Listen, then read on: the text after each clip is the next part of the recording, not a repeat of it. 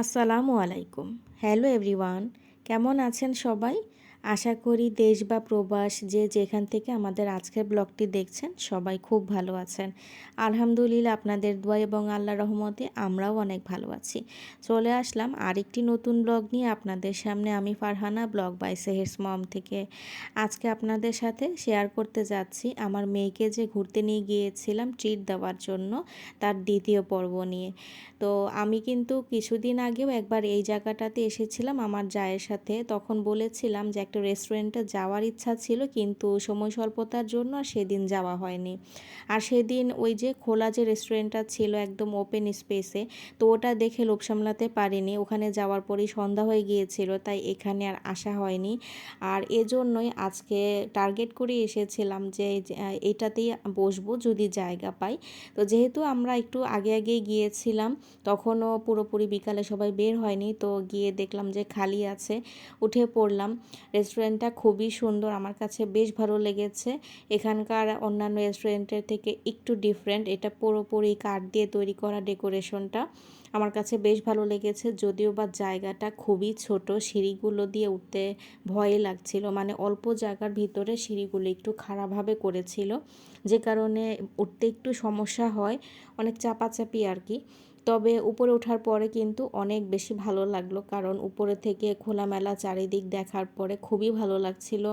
তাছাড়া চারদিক থেকে বাতাস আসছিল, এবং এখানের যে ডেকোরেশনটাও সেটাও কিন্তু অনেকটাই তারা হচ্ছে কিছু ট্রেডিশনাল জিনিস দিয়ে তৈরি করার চেষ্টা করেছে, যেমন লণ্ঠন টাইপের কিছু জিনিস ছিল, এবং পুরোটা যেহেতু কাঠ দিয়ে করা অনেকটা ন্যাচারাল ভাইব ছিল। আর এখান থেকে সামনের যে রাস্তার পাশের গাছগুলো দেখা যাচ্ছিল, এগুলো অনেক বেশি সুন্দর লাগছিল।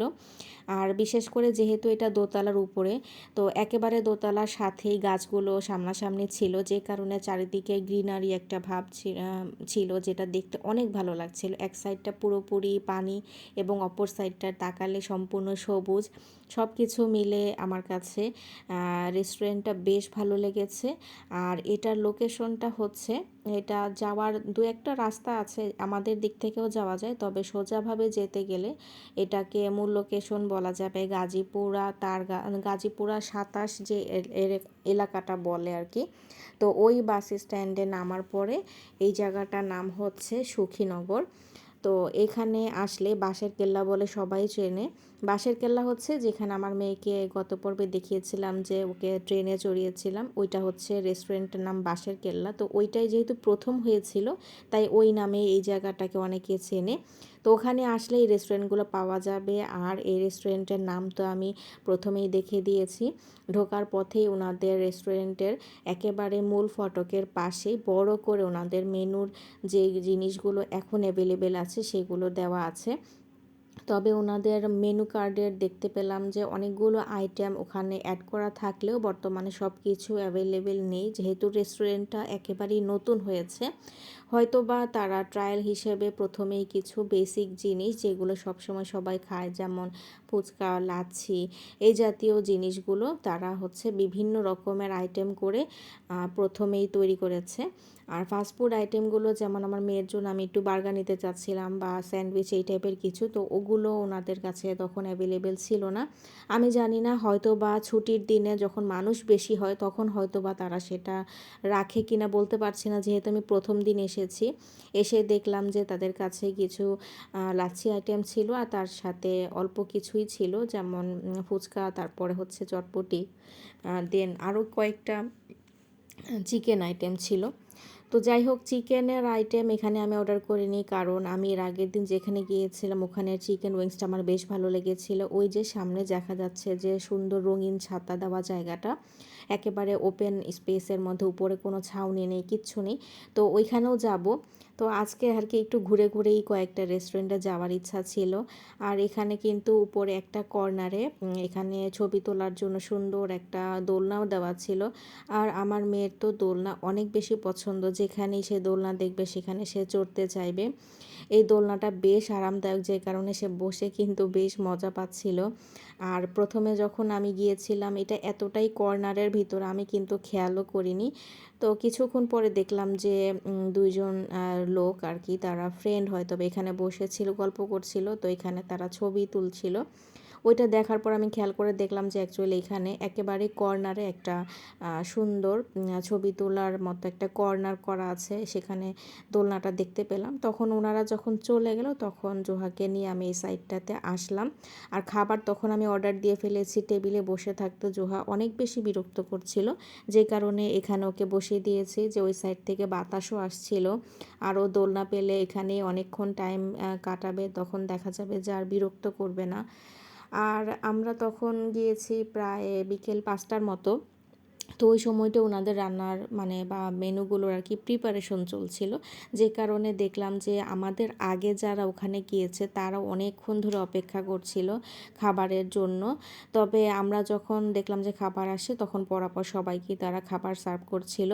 তো এখানের উপরের দিকটায় আমি দেখলাম যে ডেকোরেশনগুলো ওনারা একটু লিফ টাইপের রেখেছে, বা আশেপাশে যে গাছপালা সেটার সাথেই কম্বিনেশনটা রাখার চেষ্টা করেছে। তো আমি ওনাকে জিজ্ঞেস করলাম যে ভাইয়া আপনার এখানে পলিগুলো কেন দিয়েছেন, মানে সম্পূর্ণ ডেকোরেশনটার সাথে এই পলিটা একেবারে টোটালি মনে হচ্ছিল যে একটা ডিজাস্টার বলা যায়। তো জিজ্ঞেস করলাম যে ভাইয়া কেন দিলেন এটা।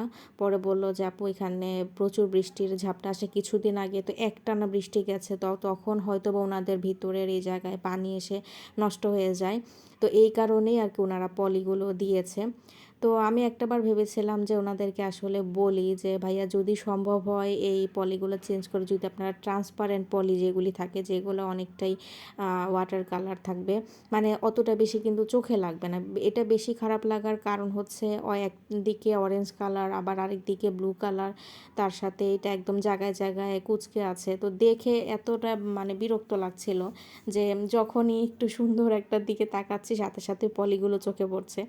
যাই হোক, সেটা বিষয় না, ওনারা যেহেতু ইনভেস্ট করে ফেলেছে তো এটা তো আর এখন সাথে সাথে চেঞ্জ করবে না। তবে আমি চিন্তা করেছি পরে যদি কখনো যাই ওনাদেরকে বলবো, রিকোয়েস্ট করবো আর কি, যে ভাইয়া এটার লুকটা অনেকটাই নষ্ট করে ফেলছে, যদি পারেন পলিটা চেঞ্জ করে দিয়েন।